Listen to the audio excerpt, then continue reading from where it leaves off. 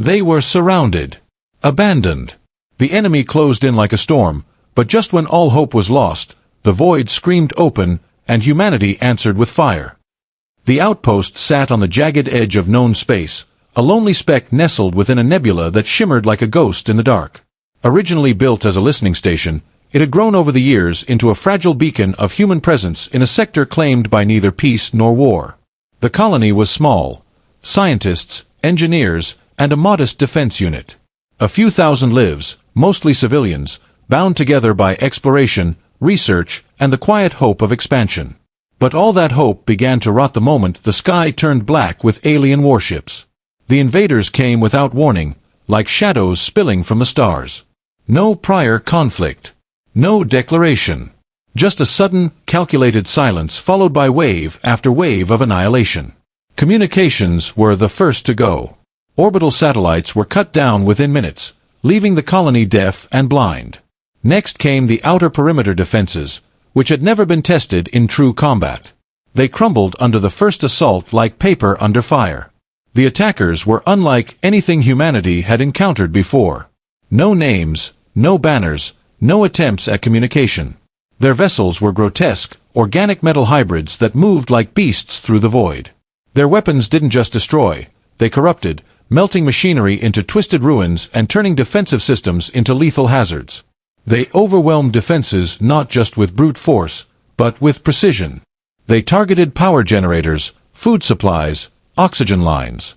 The war wasn't just one of fire, it was attrition, suffocation, starvation. Within days, the remaining defenders were forced to retreat underground. The surface was lost. Orbital space was a killing field. The once thriving colony had become a tomb waiting for its last breath. Inside the hardened bunkers and tunnels, humanity held on by a thread. There were too many civilians, not enough soldiers. Too many wounded, not enough medics. Resources dwindled. Ammunition ran low. Rations were cut to 1 meal a day. Power was rationed room by room. Each passing hour, the walls felt colder, the air more bitter, the silence heavier. Hope died slowly. There were murmurs of rescue. Surely Earth had received the distress signals. Surely the fleet would come. But each day stretched into the next, and the stars remained empty. Some tried to keep morale up, speaking of reinforcements and vengeance, but the silence from command told the truth. The sector was too far. The location too obscure. Reinforcements weren't coming, because no one was left to send them. The galaxy had moved on, and the outpost was already considered lost. Children cried themselves to sleep beside power cores. Soldiers paced with rusted rifles and shattered helmets. Engineers tore down research equipment just to salvage wiring and parts. In a gesture of silent desperation, even the defense commander, once a strict adherent to protocol, allowed unauthorized messages to be sent into the void, hoping against all odds that someone, somewhere, would hear. Meanwhile, the enemy toyed with them. Drones swarmed the skies above, circling like vultures. Every few hours, they launched barrages not to kill, but to provoke, probing the shielded bunkers, studying patterns, testing resolve. Sometimes they broadcast signals, audio pulses laced with psychological warfare. Voices of loved ones, twisted and broken. Screams of the fallen. Whispers in alien tongues that clawed at the mind. Humanity's best defense had become endurance. The survivors rationed energy like gold, slept in shifts, and held tight to duty. What little communication remained was encrypted and spoken in code. Each person had accepted that death was a certainty, but they refused to give their lives cheaply. What made it worse was the knowledge that the invaders weren't just trying to destroy the outpost. They were studying it. Watching. Waiting. Every tactic the defenders tried was catalogued and countered. Every change in formation brought retaliation. The invaders were intelligent, methodical, sadistic. On the 15th day, the outpost's shield generators began to fail. Only 1/3 of the colony remained pressurized. The outer tunnels had collapsed. Medical supplies were exhausted. The last power cell allocated for weapons drained to its final reserve. The defenders prepared for a final stand, not because it would win the war, but because they had no other choice.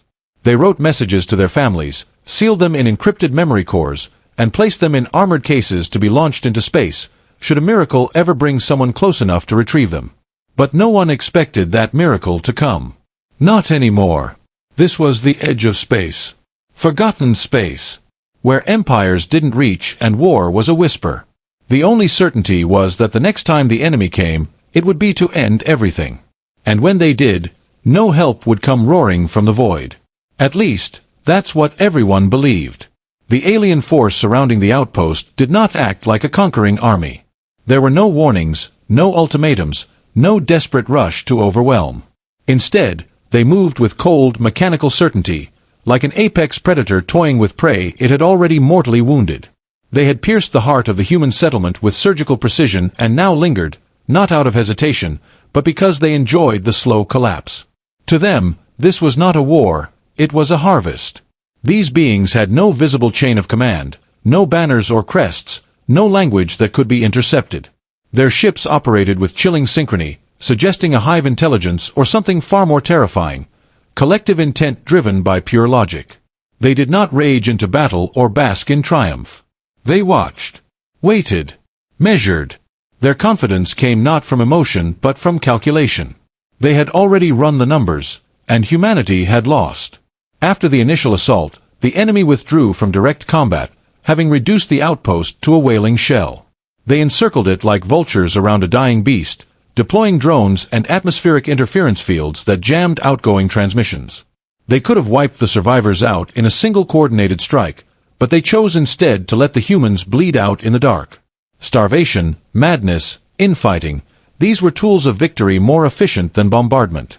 In the vastness of their fleet, there was no indication of concern. They deployed no scouts to check for counterattacks. No formation shifts, no defensive patterns. Their arrogance was absolute. No backup fleet was held in reserve. The space around the outpost was treated like a locked room with a dying animal inside. There was no threat. No resistance of consequence. The humans had been dissected and categorized. What was left was only data collection. It was not the first time they had done this. Among their kind, this pattern of siege and psychological suffocation was tradition, a perfected art form. Every species they had encountered before had broken the same way. First came chaos, then surrender, and finally assimilation or extinction. Humans, for all their defiance, were expected to follow the same path. The invaders had read the patterns of war in the species past: fractured alliances, late responses, emotional decision-making, slow mobilization. Humans were resilient, yes, but undisciplined, reactive, and above all, predictable. The invaders had intercepted early distress signals and decoded them within hours. Their analysis concluded that the chances of human reinforcements arriving in time were statistically negligible. The closest fleet capable of launching a rescue would take months to arrive, and by then, nothing would remain but scorched metal and silence. Every human action was seen as futile and almost laughable. The attempts to shield civilian tunnels.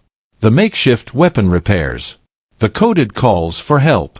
All of it, from the enemy's perspective, was a primitive refusal to accept reality. There was no one coming. That was the truth the enemy believed more deeply than anything else. To amuse themselves, or perhaps to test psychological limits, the invaders began broadcasting altered signals. They mimicked the voices of the outpost's command staff, offering false orders and spreading confusion. They transmitted distorted visual feeds of past battles, editing footage to show entire cities falling, fleets being destroyed, Earth burning. It was unclear whether the humans believed these transmissions, but it didn't matter. The goal wasn't persuasion. It was erosion, of spirit, of trust, of will. And the enemy could feel the cracks forming. Every day their sensors picked up fewer heat signatures, fewer movements, more erratic breathing patterns. They watched through energy mapping and pulse scans as the defenders began to collapse inward, abandoning tunnels, falling into silence. They saw the colony dim, light by light, room by room, until it resembled a dying star on the verge of going cold. The invaders began preparation for the final phase. Not an assault, but a collection effort. Specialized units were readied to enter the remains of the colony and extract biological samples, technological data, and whatever records had survived.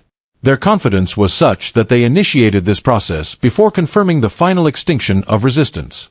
That was how certain they were of human defeat. This was not hubris born of ignorance. It was confidence refined over centuries of victories. They had conquered more advanced civilizations, crushed larger fleets, and extinguished older empires. To them, humanity was simply the next entry in an ever-expanding archive of extinction. The human war fleet that once patrolled deep space was believed gone. Lost in the void, scattered by time, destroyed by the unknown. The invaders had searched for them in long-range data archives. Nothing. No signals. No beacons. No threat. And so, the invaders dismissed the possibility outright. If the humans had a weapon left, they would have used it already. In their ledger, the siege was already complete. The only thing left to do was clean up the mess. Long before the siege, humanity had reached a turning point in its expansion across the stars. As colonies spread farther into the unknown, deep space grew colder, wilder, and more hostile. Piracy, unknown anomalies, and alien encounters became more frequent, and Earth realized that diplomacy alone could not protect its future. It was then that the Terran High Command authorized Project Aegis, a bold and secretive initiative to create a next-generation war fleet capable of independent operation beyond the rim of known space. This fleet was unlike anything built before. It wasn't just an armada, it was a self-sustaining ecosystem of war. Dozens of battleships, cruisers, and carrier-class dreadnoughts were constructed in orbital forges hidden in the asteroid belts of Sol. Crewed by elite personnel handpicked from every nation-state, these vessels were designed to function in absolute isolation, supported by artificial intelligences that had near-sentient autonomy. Their hulls were forged from adaptive alloys. Their weapons included kinetic impact systems, relativistic beam arrays, and planet siege payloads. These were not peacekeepers, they were instruments of vengeance. Project Aegis became known unofficially as the Black Armada, due to its unmarked vessels and total absence from public record. It was Earth's ace in the hole, a failsafe meant to deter or eliminate any threat that breached the frontier. Then, without warning, the fleet vanished. It had been dispatched on a classified mission beyond the Veil Nebula, a region notorious for sensor disruptions and gravitational distortions. The last message received was fragmented, barely coherent, garbled static, a flash of emergency beacons, and a single word, impact. After that, silence. All attempts to re-establish contact failed. No debris was ever found. No signals detected. No escape pods returned. It was as if the fleet had been swallowed whole by the stars. Publicly, the incident was never acknowledged. Privately, it caused a rift within Earth's defense hierarchy. Some believed the fleet had been destroyed by a natural anomaly, a black hole or a dark matter storm. Others whispered of experimental FTL tech gone wrong. A few even feared deliberate sabotage from within. Regardless of cause, the result was the same. Humanity's most powerful weapon was lost without a trace. In the years that followed, Project Aegis faded into myth. Files were sealed, references redacted, names erased from active registries. For a new generation of military personnel, the Black Armada became a cautionary tale, a ghost fleet that adventured too far, too fast, and paid the price. Official doctrine shifted away from massive deep space deployments, focusing instead on defense grids, drone fleets, and AI-controlled response units. Caution replaced ambition. But there were those who never forgot. Engineers who had worked on the ships still remembered the scale and precision of what they had built. Veterans who had trained with Aegis personnel still spoke of their discipline and loyalty. And in some of the outer colonies, stories circulated, rumors of a distant region where space bent wrong, where ghost signals echoed, where sensors picked up massive moving objects without ID tags or communication protocols. These were dismissed as fringe theories. After all, if the fleet had survived, they would have come home. Yet beneath the silence, there remained a question. What happens to a fleet designed to survive anything when it believes it has been abandoned? The psychological conditioning of Aegis crew was unmatched. They were trained to operate without backup, without communication, even without orders. In the event of total loss of contact with Earth, protocol dictated they were to assess threats independently and respond as necessary to preserve human life and deter hostile forces. Their loyalty was not to Earth's governments, but to humanity as a species. And that loyalty, burned into the bones of every soldier aboard, would not die with time. If the fleet had survived whatever catastrophe had consumed it, then for years, perhaps decades, it would have been adapting, repairing, learning, mapping unknown space, watching, waiting. Hidden far beyond standard sensor range, powered by experimental drives, they would have become something else entirely. A rogue element of terrifying potential, unbound by bureaucracy, driven by a single directive, to protect humanity at all costs. But no orders had come. No recall signal. No beacon from Earth. And as centuries passed in the dark, the silence may have been interpreted not as abandonment, but as proof that Earth itself had fallen. That humanity, their charge, was in grave danger. That the time for return would only come when the final signal appeared, when a cry for help pierced the darkness in just the right frequency, with just the right desperation. When that signal finally came, from a dying outpost surrounded by predators, the fleet didn't hesitate. They didn't question. They didn't respond with diplomacy or delay. They changed course. And space itself began to burn. Time stretched unnaturally within the besieged colony. Days and nights blended into an indistinguishable cycle of dim emergency lighting and suffocating quiet. The people inside had stopped marking time in hours or shifts. Instead, they measured it by the number of failed systems, the frequency of enemy scans, or the dwindling volume of their shared oxygen reserves. Survival was no longer measured by plans, but by endurance. The underground shelters, once constructed as temporary storm bunkers and research vaults, were never meant to host thousands for long durations. Cramped corridors became living quarters. Storage rooms transformed into sickbays. Hallways were blocked off to conserve heat. Every available square meter was used. Walls dripped with condensation. Air purifiers strained against the rising humidity and carbon dioxide. Food ration packs were split into thirds, and water was recycled until it tasted metallic. As the external environment decayed into ruin, internal structure began to mirror it. Command staff debated endlessly over evacuation routes that no longer existed. Engineers repurposed medical equipment for power regulation. Some of the wounded begged to be left behind, unwilling to consume what little remained. What discipline had once governed the outpost gradually gave way to survival instinct, quiet desperation, and in some corners, fatalistic resignation. Weapons were kept close, not just for defense, but to maintain order. What communications still worked were limited to short-range bursts and encrypted pings through decaying relay towers. Messages were sent into the void every hour, beacons of hope flung toward a galaxy that offered no reply. Silence followed each transmission, a silence so thick it clung to the soul. The soldiers began to speak less, the civilians less still. Conversations dropped to whispers. Jokes disappeared. Even the children stopped crying. It was as if speaking loudly might draw the attention of the enemy above, and death now walked on sound. This eerie quiet became a second enemy, one that fed the fear in ways the invaders' weapons never could. Paranoia spread through the bunkers like a virus. People imagined the invaders had burrowed in, that they were already inside. Shadows on walls seemed to move. Doors that had once opened with hisses now groaned like distant screams. Sleep became rare. Hallucinations became common. Dreams of voices in the static, of movement in air vents, of being watched even underground. Some speculated that the aliens were doing something to their minds. That the war was no longer only physical, but psychological, one of slow unraveling. The only thing worse than fear was the feeling of abandonment. By now, everyone knew no help was coming. The initial belief in rescue had faded.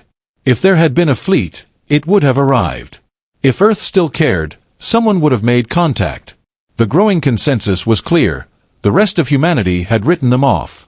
A small colony on the fringe, insignificant in the greater calculus of war.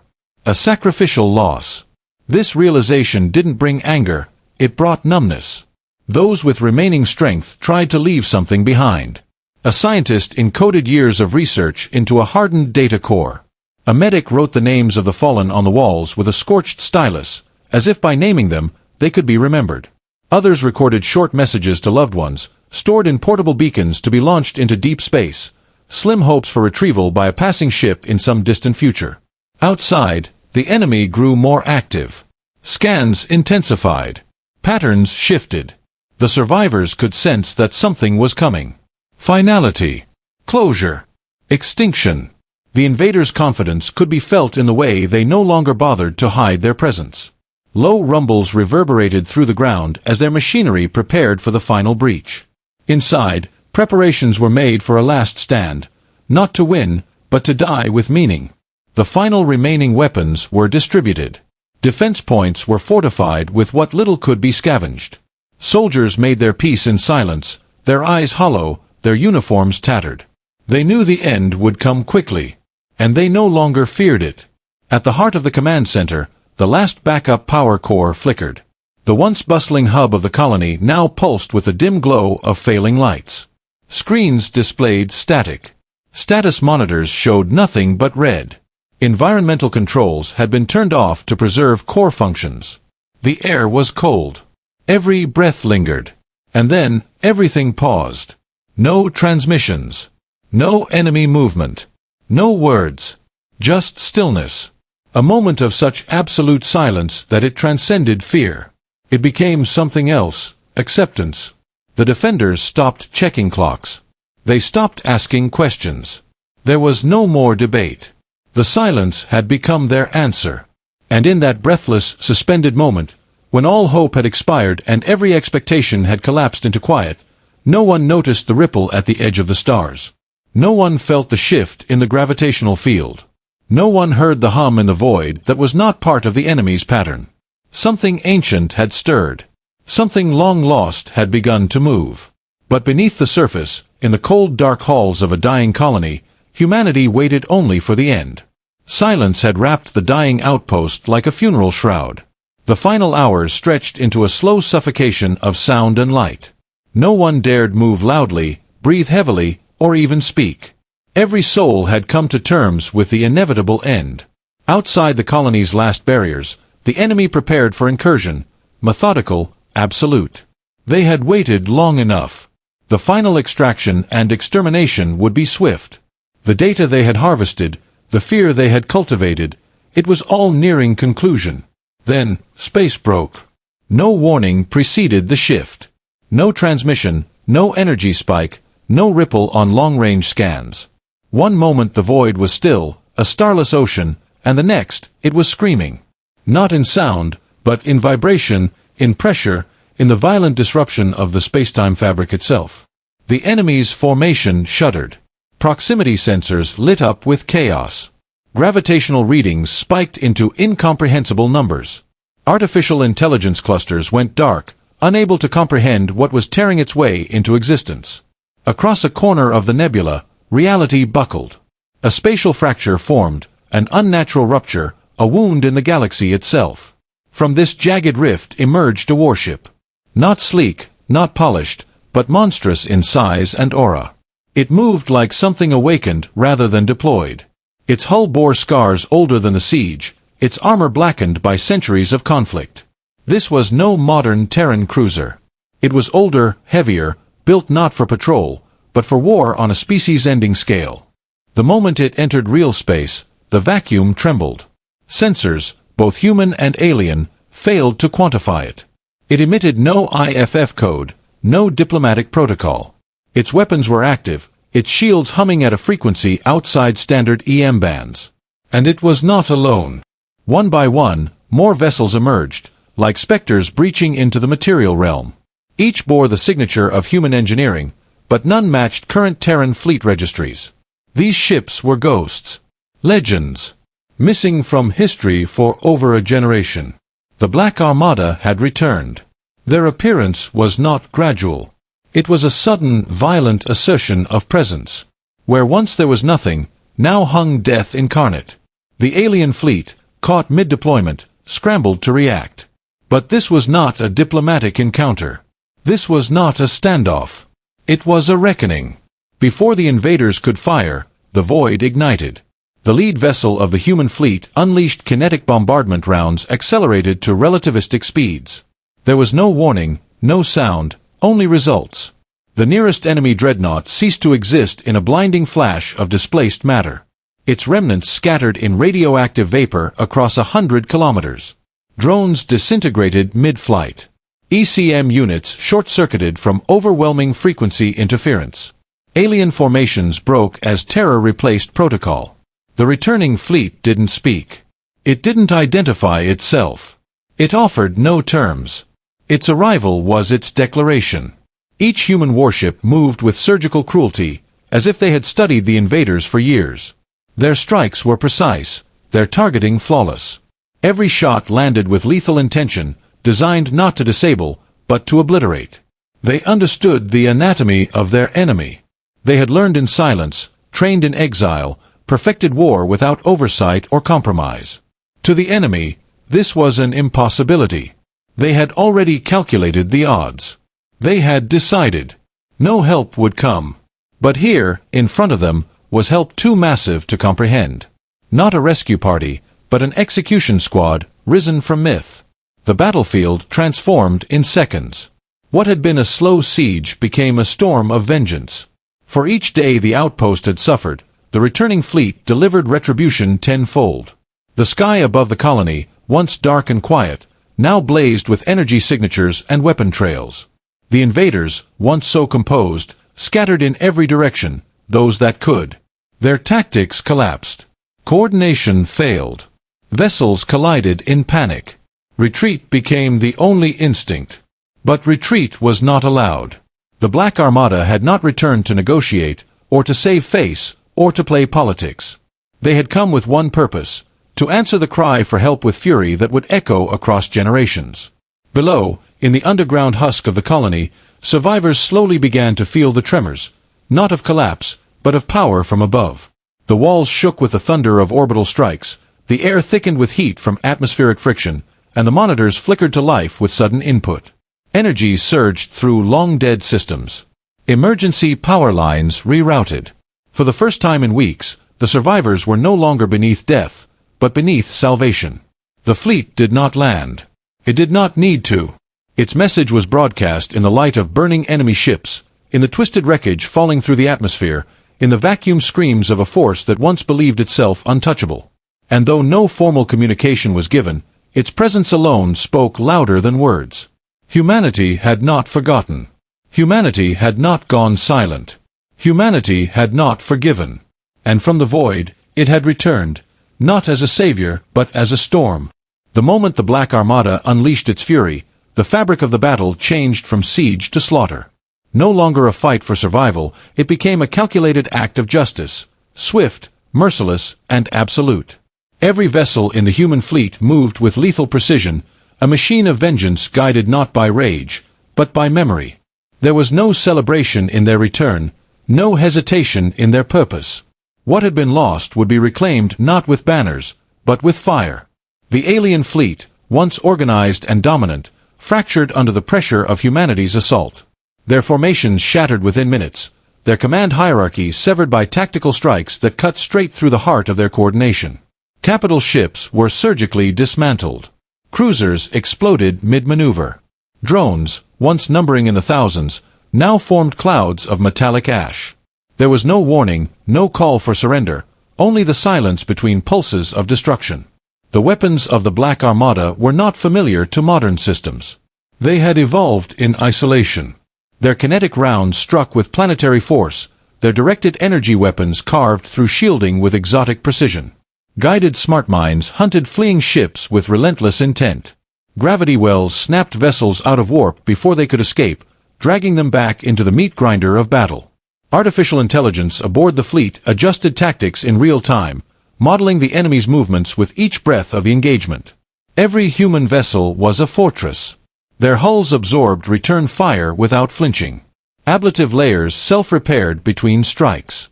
Modular weapons arrays rotated with seamless synchronization. Support ships coordinated logistical cycles mid-combat, transferring power cores, loading fresh payloads, managing battlefield recovery, all without slowing down the primary assault. There was no pause, no falter, no doubt. What made it more terrifying for the invaders was the sheer silence of their enemy. No radio transmissions. No boasts. No threats. Only coordinated annihilation. To the attackers, this silence was worse than the loudest declaration. It was impersonal. Unforgiving. Inevitable. They began to understand what they were truly facing, not a fleet, but a doctrine. The Black Armada had not returned with outdated orders or wavering loyalties. Their guiding principle had become something elemental. In their exile, they had shed politics, rank, and restraint. What remained was pure, an iron conviction to protect human life at any cost, and to exterminate those who threatened it. This was no longer a rescue mission. It was punishment. No invader escaped judgment. Vessels attempting to flee were disabled, boarded, or destroyed. Shuttles seeking surrender were ignored. Every engagement was final. Human warships pursued survivors into the furthest corners of the system. Precision strikes eliminated communication arrays, energy cores, and data vaults. Nothing would remain for the enemy to regroup with. Nothing would remain to remember them by. The enemy had once believed themselves invincible. Now they realized they had underestimated the one force that history had repeatedly warned against: human retaliation. In their arrogance, they had mistaken delay for defeat, silence for surrender. But humans did not forget. And when they returned, it was never with half measures. From orbit, the Fury painted the skies. Energy trails burned across the upper atmosphere. Debris rained like fiery meteors onto the husk of the planet below. Even in their final moments, the invaders tried to adapt. They launched countermeasures, rerouted targeting systems, fired desperate volleys into the void. None of it mattered. Their tactics, once superior, were now obsolete. Their strength, once overwhelming, now meaningless. Their entire war philosophy collapsed under the weight of human vengeance. Above the colony, a symbolic maneuver unfolded. The largest of the enemy ships, a command vessel bristling with the remnants of their fleet's leadership, attempted a desperate charge through the blockade. It was met not with a wall, but with a trap. Human vessels diverged, encircling it in a seamless maneuver, then converged with simultaneous strikes. The ship didn't explode, it collapsed, its core ruptured and consumed from the inside. The resulting shockwave marked the final breath of the alien resistance. And then came stillness. Not the kind born of death, but the kind left behind by absolute victory. No enemy remained in orbit. The siege had not just ended, it had been erased. The attackers who had once mocked the idea of rescue had become a cautionary memory. The space they once controlled was now littered with the silence of their defeat. From above, the Black Armada held its position. They did not descend to the colony. They did not demand recognition. They didn't need to. Their message had been delivered in every shattered hull and vaporized warship. Humanity does not abandon its own. And to those who threatened the innocent, one truth was now seared into the stars. If you strike at the children of Earth, you will face the fury of all its ghosts. In the aftermath of total war, silence returned, but it was not the silence of fear or death. It was the silence of awe, of survival, of reckoning. Space, once a prison of doom above the besieged colony, had transformed into a sky of burning wreckage and distant stars. The very same stars that had once watched indifferently as the colony begged for help now bore witness to something far older and far more enduring: the return of the forgotten guardians. The Black Armada did not remain in orbit to be thanked. They offered no requests for medals or recognition. They sought no banners, applause, or monuments. Their arrival was not an act of ceremony, but of principle. Their mission was completed not when the last enemy fell, but when the final survivor beneath the surface breathed free air once again. The colony's salvation had not come from politics, treaties, or negotiations. It had come from a promise kept in the dark, by warriors shaped in silence and forged in exile. Above the smoldering battlefield, only one message was ever transmitted from the fleet. It was not encoded in formal protocol. It was not directed to the colony below. It was aimed at the galaxy itself. A broadcast that echoed across frequencies, translated into every known language, and sent rippling beyond the rim of known space. A warning. A memory. A truth carved into the very fabric of the void. To those who prey on the weak, know this: humanity remembers. We may go quiet, but we do not vanish. We may fall, but we do not break. And when we return, it is not with mercy, it is with judgment. It was not a boast. It was not vengeance wrapped in poetry. It was simply a statement of fact. Cold, measured, eternal. That single transmission would be replayed countless times across distant sectors. It would be intercepted by merchant vessels, by border defense grids, by alien listening stations designed to monitor human movements. Many of those who heard it did not understand the context, but they understood the tone. Some civilizations, having considered probing the edges of Terran space, quickly reconsidered. Others, who had already faced the wrath of humanity in centuries past, tightened their borders and resumed long-dormant diplomatic channels. The message had power not because of the words, but because of the force behind them. The fleet that had spoken them had done so after erasing an enemy that once considered itself invincible. The Black Armada, thought lost, had returned not as relics, but as executioners of a forgotten oath. And though they disappeared again into the deep, the memory of their arrival would not fade. The stars themselves now bore the scar of their judgment. Back on Earth, long-range sensors began receiving fragmented echoes of the event. At first, only scattered bursts of radiation.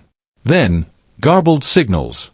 Finally, partial telemetry and energy signatures that matched classified historical records. Project Aegis, once deemed a failure, was re-evaluated. Files once sealed were reopened. The whispers of myth turned into data. The Black Armada was no longer a ghost story. It was real. And it was watching. Across human colonies, news spread in hushed reverence. Not just that the outpost had survived, but that a fleet from another time had returned to uphold an ancient vow. Children were told the story. Veterans who had served with the fleet wept in quiet disbelief. Artists painted their silhouettes in orbit. The survivors of the siege became living witnesses to a miracle that was not divine, but human in the truest, rawest form. Some asked if the fleet would return again. Others feared they would never be seen again. But the truth settled into a place deeper than certainty. It became belief. Not religious, not mythological, but ancestral. A belief that somewhere in the cold and silent dark, a remnant of humanity's fury still sails, listening for the cries of its kind. That when the galaxy forgets the price of harming the innocent, it will be reminded. The invaders, once arrogant and undefeated, were gone. Not just destroyed, but erased from power. Their ruins served as a monument not to their conquest, but to their mistake. And that mistake was not misjudging military strength. It was misjudging memory, misjudging resolve, misjudging humanity. Because humanity does not always roar. Sometimes it endures. Sometimes it disappears. Sometimes it grieves, heals, and waits. But when it returns, it speaks through action, not words. And that action now lived as a message etched into the void, passed from star to star, system to system, carried in the stories of the saved, and the silence of the saviors. Not every war is won in time. Not every hero arrives when expected. But when the storm finally comes, it comes for everyone who thought humanity had forgotten how to fight. If this story sent chills down your spine and reminded you why humanity is never to be underestimated, don't forget to hit that like button, subscribe for more epic sci-fi and HFY tales, and share this with someone who believes in the power of human resilience. Got a theory or want to see the Black Armada return in another tale? Drop your thoughts in the comments. Your voice helps shape the next frontier.